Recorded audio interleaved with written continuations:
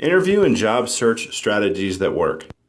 Today, I was at a gas station and I just happened to talk to the patron, the clerk there. And when I was in the checkout, so I bought some things. I had my book with me, my Interview and Job Search Strategies at Work book, the book rather, right? And so the clerk's like, hey, what's that? I said, well, have you ever wanted to make more money? Have you ever thought about a career change? And the person's name is Jackie. So Jackie's like, yeah, I'm always looking for. And I said, this book here is about how to get an IT job, right? And she said, oh, well, that's computer stuff. I don't know much about that. And so I just in my own way, I just painted a picture as if it like the, I guess, Mount Rushmore or the mountain of knowledge that everybody thinks IT has to know. I just explained and I said, hey, they people that work in IT, they don't know. So a lot of them don't know themselves. They're just filling a seat, a lot of times. And it's the only reason they're there. Some of them, not all, but some of them, the reason they're there is they have a cert. And you may know this from maybe you Google stuff or looking yourself. If you have a certification, say like a Cisco cert or A+ or something like that, you got the job. I mean, because the company has to have so many people having a certification. Maybe it's, the requirement for the job says certification, right? So they have to have the certification. And so I explained to her, I said, Jackie, there's a lot of jobs overseas right now. There's a lot of jobs in the stateside. And if you wanted to work for, say, the government as like a government contractor, you just need a Security Plus. And, I just, in a couple of minutes that I was talking to her, I said, hey, here's how it works. You go there, you get the cert, and you go overseas, or you stay here and get a job, a government contractor, whatnot. Now, they're not going to expect you to know everything. And when you get into the job, you're going to feel like, oh, I don't know enough. And she told me, I wouldn't feel like I know enough. I wouldn't feel like I'm up to par. And I said, most people that go into IT jobs don't know. A lot of people teach them, the OJT. As long as you just like, I told her, I said, as long as you just like, maybe touch your chin a little bit and just ask questions and have a book with you and write down what they say. You say, I don't know. You say things like, I don't know. Let me research that if they ask you a question. And, she kind of told me like, what I'm worried about is not knowing, right? And I said, well, if you don't know, what's the flip side? If you do know, what if they say you don't know, or they pretend like you don't know anyway, or they make a fool of you? What then? I mean, if you know the knowledge and they still make a fool of you, what then? Your worst fear is coming to fruition, basically. Your fear of being, I don't know, or of being, found out that I don't know everything. And I told her, I said, nobody knows everything. It can't happen. No way. It's not possible in IT, especially IT. I painted a picture. For instance, I said, if you want to get into government contracting, and this goes for everybody really, you get the baseline certification and Security Plus, right? A Security Plus will get you into any government job, basically, right? You don't have to have any other credentials usually, a lot of times, because I've seen it firsthand.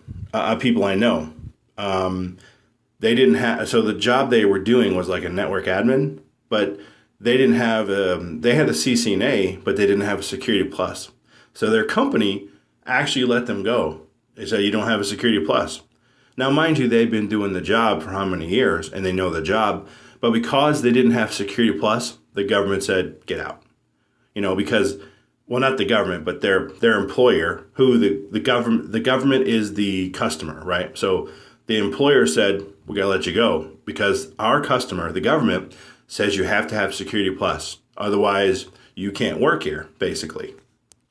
And so I told her, like, CompTIA is the company that puts out Security Plus.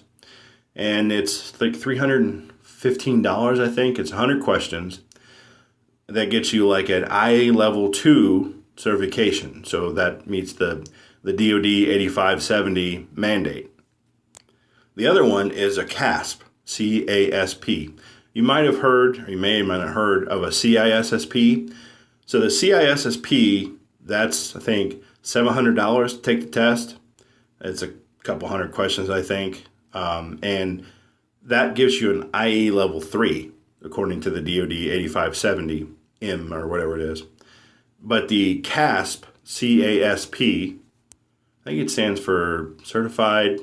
I don't know. I had to look it up. I'll put in show notes what it stands for. But anyway, the CASP is, I think, $300 some odd, and that gets you a level 3 as well, IA level 3. So that's an easier test than the Security Plus, by the way. I've know people that have taken both, and they say by far CASP is a lot easier. CASP is a lot easier. Yeah, so I know it's probably, people want to, okay, I want to know, the job, right, before I get in there. And unfortunately, that in IT, that's not always the case. Because it always moves. It's always getting changing, right? I mean, I could understand if it's math, you're a math teacher or something like that. That's not really going to change all that much. But IT, there's just so many different ways to do a lot of the same thing, and there's different words for the same stuff. Some of the terminology. Some may call, for instance, I say this a lot. There's the letter bang. What bang is, if you say like to an IT person, oh, just put a bang, right? And a bang is an exclamation point. So that's what they call a bang, right? Or a hash sign. Well, that's the, on your phone, it's like, not star, but the other one, the pounds, I think it's pound, right? So that's the same thing as a hash, right?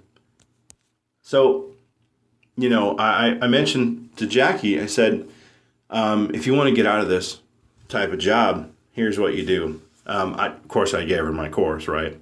My get a job and learn IT and get a job in 5 days. Essentially, it's a Udemy course that I put together. It took me like 2 or 3 months to put together. A lot of hours of putting it together, and it's how I teach is I teach with the errors in there. I teach you as if you know nothing from start to finish. And I told her, I said, if you do one thing a day, just one thing, IT, or just take this course, one segment or one lecture a day, and just learn something. Maybe you have to watch it 3 or 4 times or 10 times, but you're just going to learn something, and you just start immersing yourself in the. And I paint the picture, as I do on this podcast, of transitioning. So obviously, your entry level IT, right? How do you get into that? Like the going from, I don't know, I don't know analogy I can use, but basically it's like this. If you're a clerk at a store, what's similar to that? What kind of IT is similar to that? Help desk. In a way, you're helping people spend their money. You're answering questions about a product sometimes. So my advice is to Jackie, and it was, it's in because my advice, of course, is to Jackie, because I told her this, but is basically, get a Security Plus, and just try and apply with what you have now, right? And if you have a customer service background, I told her that, and if you can get on, awesome. If not, maybe you need to pad your resume a little more.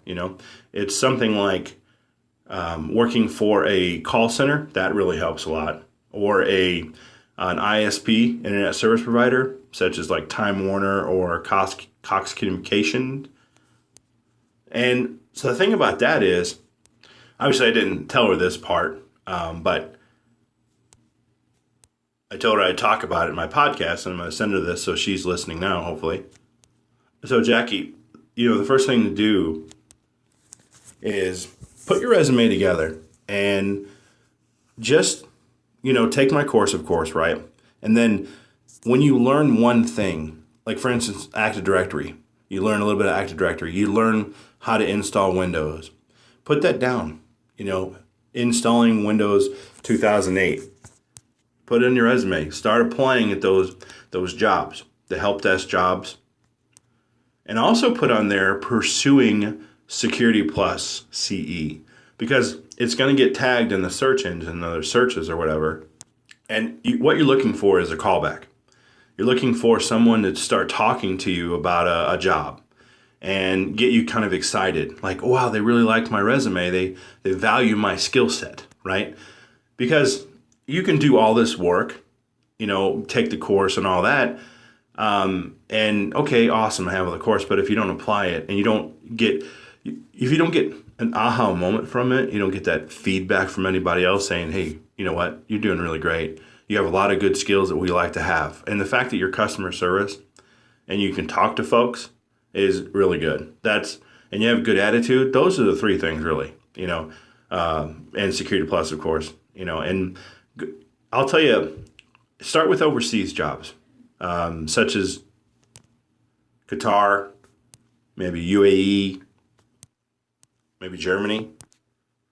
I won't say it's not easier to get there, but a lot less people want to go overseas than you think, believe it or not. You'd be surprised at how many people, when they think of like Qatar, they don't know what it's like, or Germany, they don't know what it's like. You'd be surprised how many people don't actually want to go and work overseas. They want to travel and go there, but they don't want to work there, or they think it's like $500,000 a year when it's not. And then that recruiter calls them and says, we're only giving you like $200. I'm 200,000 a year or 100,000. So oh yeah, enough of that. I'm not going there for that. Meanwhile, knowing that just getting over there, it opens your door a lot wider, because of course, you have family and all these other things. So that you have to take that consideration. But if you're a person who just, works at a grocery store, a clerk, whatever, and you have those soft skills, the customer service skills, basically, that's just another thing to add. So here's what I would say as well. Just keep applying. Keep applying in the boards, the job boards. Start searching for the country Qatar, Dubai, UAE, Kuwait, Germany.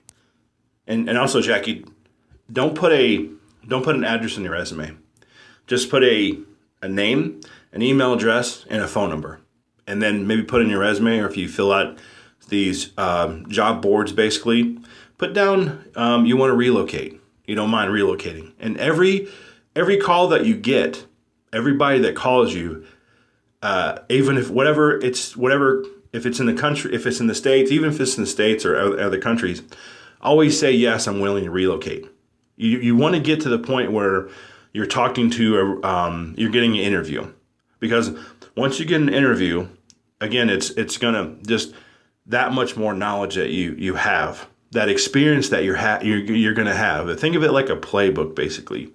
This is nothing more than a playbook where you're going through the interview process. You're learning what you don't know and how to answer questions. Write them down, okay? Maybe even record the interviews as well, so that you know how to answer certain questions.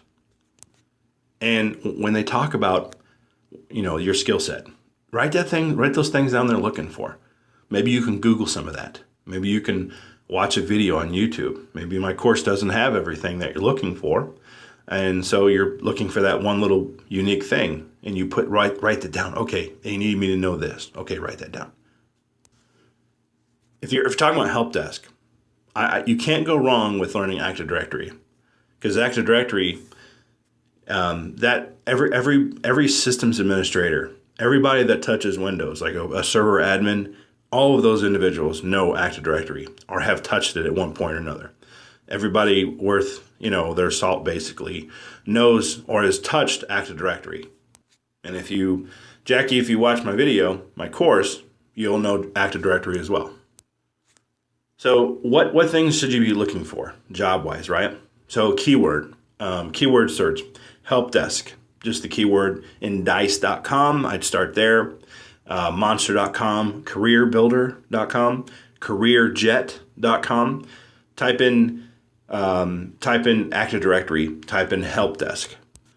Since the course the IT course I made is centered around Commvault. You can put the word Commvault in there as well in the search. And the reason I did that is because a lot of the students asked, hey, we'd like to learn how Commvault works with these other things. You know, how does it work with SharePoint? How does it work with SQL?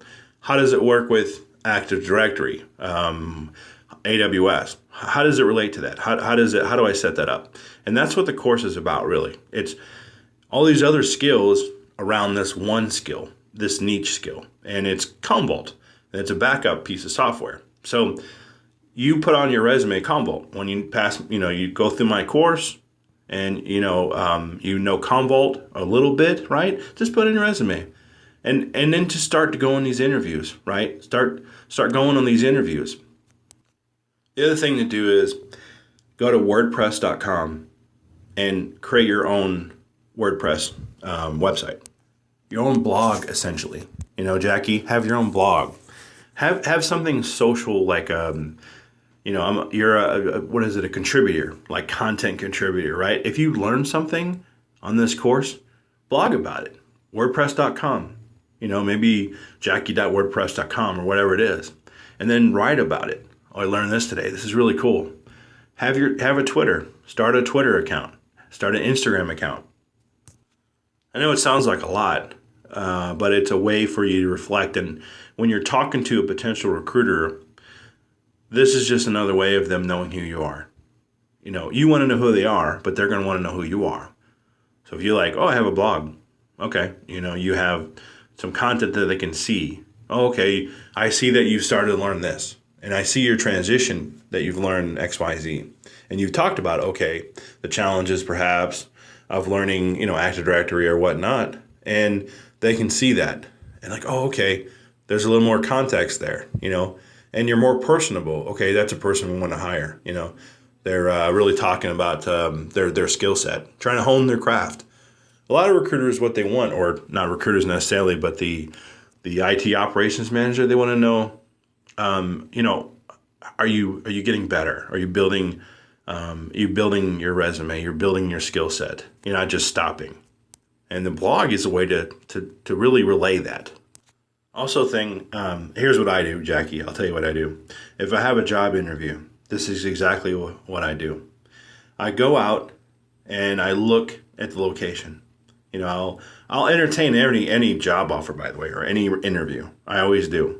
Because I never know when it's going to lead me to something else, or I'm going to meet somebody who's going to who's for my next job somewhere else. You know, you never know, right? So I entertain me personally every interview possible I can. You know, and I tell them my rate, what I want, and then I usually go on Airbnb and I say, okay, I'm going to live there for how many months initially until I move there. Let's say, okay, that's what I need to spend. Here's the location. Here's a nice area. I usually find the best place to get chicken shawarma, usually in that area, wherever it's at. That's what I just always do. And I just look at some of the reviews. In my mind, I just think about like what it's like to live there, you know, and what it could be like. You know, I had a potential job. I didn't get an interview, but I had a potential job, and it was $100 an hour. And it was for like an architect level position in storage. And it was in the Rhode Island area, like, you know, near Rhode Island and Massachusetts. So I did my homework. I looked at places to live, you know. It's like $2,500 a month, roughly, right? But $100 an hour, okay, you know, done deal. And that was a 1099 job, by the way. So that's all cash for me. You know, I just have to save some money for the taxes. So that's like, what is 180, 190,000 a year, something like that, $100 an hour. And I just did my homework as if I'm going there, you know. I went on maps.google.com and looked at different areas where I could live. Again, the same thing, a nice fish market, where to get oysters, where to get clam chowder, where to get shawarma. And that's what I do when I look for a job. Is I really try to really find out how to actually go and into those jobs, and it just really helps me out because I'm waiting for that it's going to happen, right? Eventually. For me, I think it's going to happen.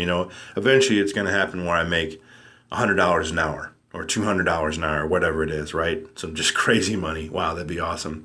And you just keep knocking at the door. Just keep I figure if I just keep, honing my craft, it's going to happen eventually.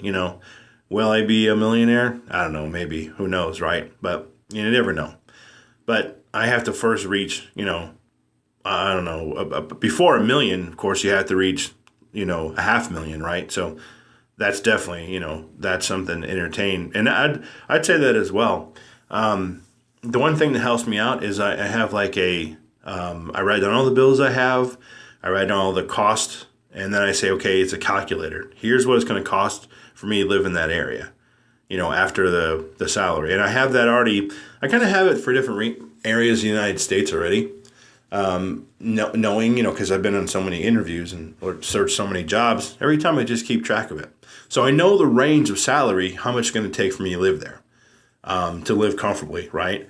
And, what can I take advantage of the area at the time?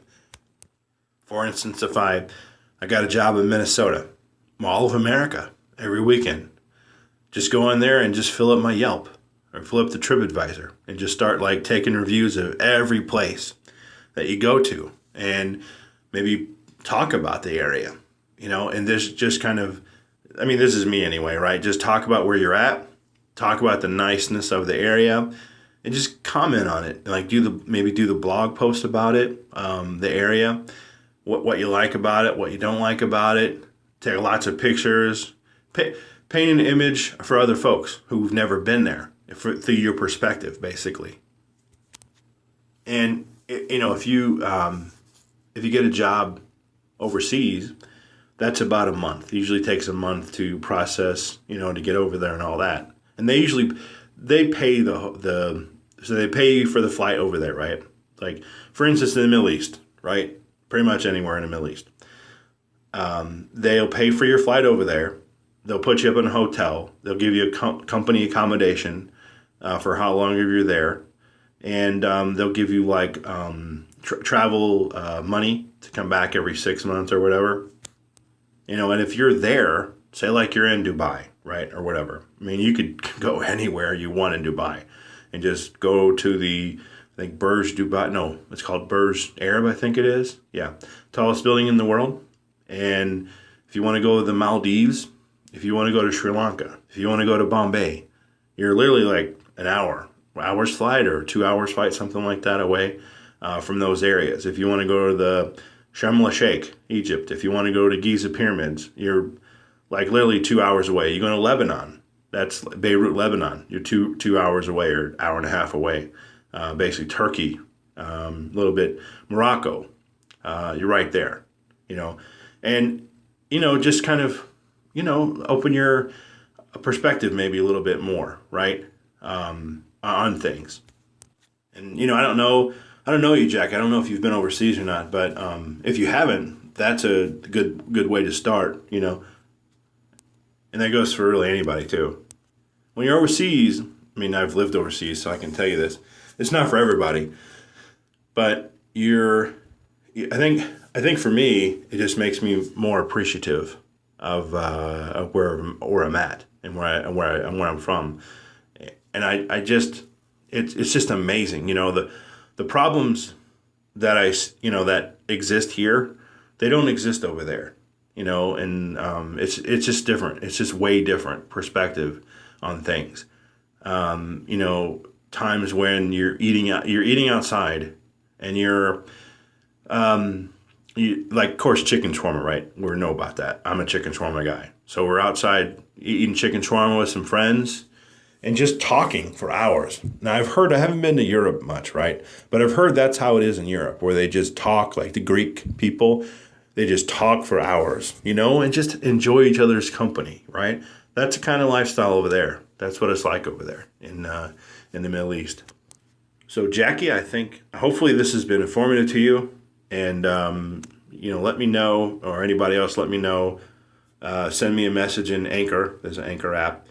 If you want to know more about whatever it is I'm talking about, or the you want to know more about I'll put the show notes. I'll put the course that I have on Udemy. It's that the link to it so that you can go to it and get the training yourself. So appreciate everybody listening to this podcast and have a great day.